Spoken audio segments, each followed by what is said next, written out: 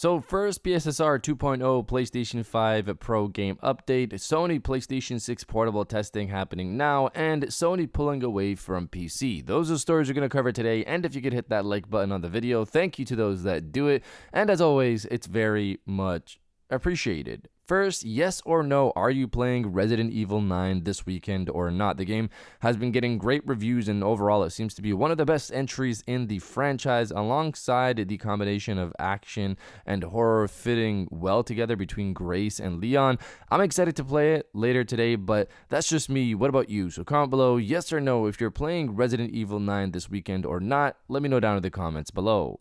So this is breaking news, non-scripted. Sony has officially announced PSSR 2.0, or what they refer to as the new PSSR. If you guys remember, I said PSSR 2.0 is something Moore's Law is dead, gave it as a name.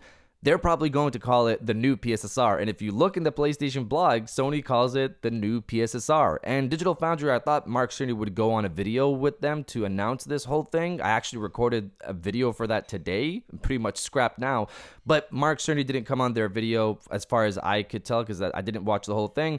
But it was just them talking about the improved version of PSSR. But on the blog, they talk about PSSR 2.0, or the new version of PSSR, and its benefits coming from FSR 4, Project Amethyst, the stuff that we already know. But they also note that games will be coming in March that will feature this new version of PSSR. But the really interesting thing is this toggle. So let me read this from the blog. We look forward to more news in March when multiple existing games upgrade to the improved PSSR. There will be a system update at that time. Select enhanced PSSR image quality in settings on PlayStation 5 Pro. This will allow you to experience the new PSSR with any PS5 Pro games that currently support PSSR. Once the system update releases next month, try it and see. Some games may have noticeably crisper graphics. So this was interesting. This is the bigger piece of news for me, that there's a toggle that will allow any existing PSSR supported game on PS5 Pro to have usage of the new PSSR. I like, we heard from rumors that each game would have to be updated for PSSR 2.0. So I'm not sure if I'm understanding this part of it correctly, because does this mean any game that has PSSR will have this new version of PSSR just by using this toggle, or will these developers actually have to update for it? It seems like it's just going to be a wide-scale thing for any game that supports PSSR, literally reading their PlayStation blog. So I'm curious. This is just, non-scripted recording. I'm really excited to now know officially that Resident Evil 9 is the first game that supports PSSR. And if you're enjoying the video so far, hit that subscribe button and join our growing community on our way to 150,000 subscribers. Victor purchased a building after Umbrella went under.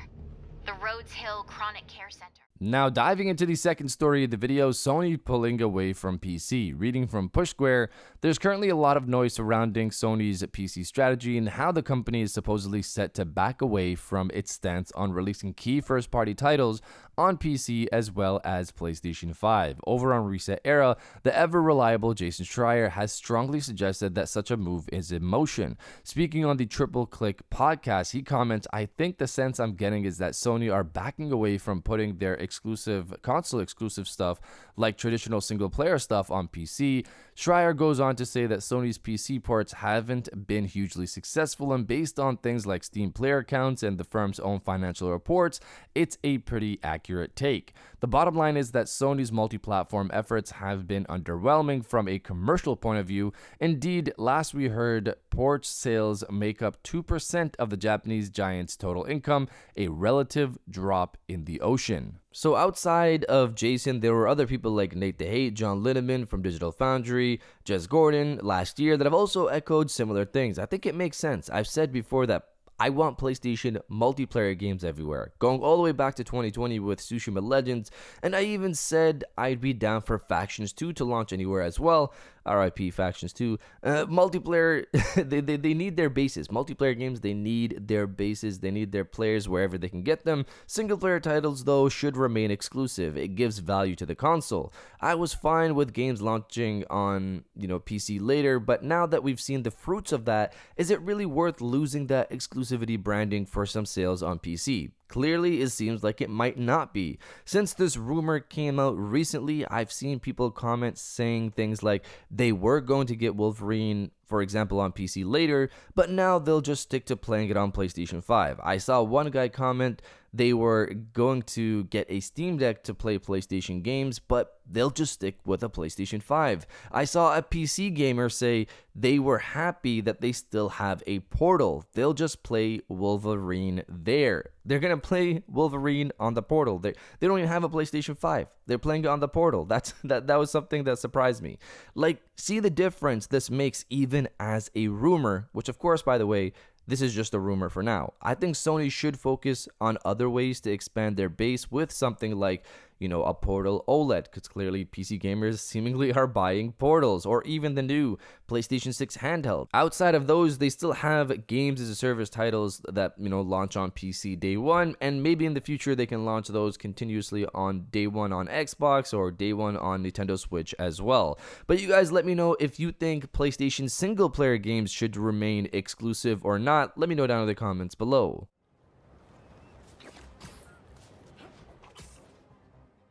And now diving into the final story of the video, PlayStation 6 handheld testing happening now. Reading from MP First, according to insider Jeff Grubb during the Game Mess Decides podcast, there is a working prototype of Gran Turismo 7 running on Nintendo Switch 2 inside Polyphony's offices right now. This does not mean the game is coming to Nintendo's console. Most likely it is a non-commercial prototype. Grubb suggests that the purpose of this version may be more technical than commercial. So when I saw that he was making the point that it was a technical thing as opposed to being a actual potential release on Switch 2, it was clear this was most likely testing for the PlayStation 6 handheld, and I've seen other people guess similar things. If Sony is still targeting a holiday 2027 launch, it could mean testing is ongoing, and Switch 2 is probably an easier way to make sure these games will run on a handheld. I assume if it's able to run on Switch 2, it should have no problem running on the PlayStation 6 handheld. This is just speculation for now. However, what else would they really be testing for the Switch 2? But you guys let me know if you're excited for the PlayStation 6 handheld or not. Let me know down in the comments below. And if you guys did enjoy this video, please hit that like button.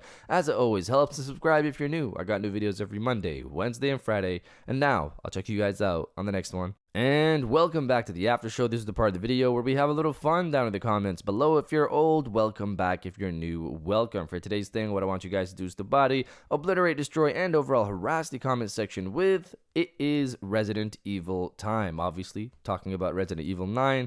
We'll be playing it this weekend. If you are as well, or if you're excited for other people to play Resident Evil 9, destroy the comment section with "It is Resident Evil time," and I'll definitely heart those comments like I always do, because I appreciate everybody who stays to the end of my videos. And now, I'll check you guys out on the next one.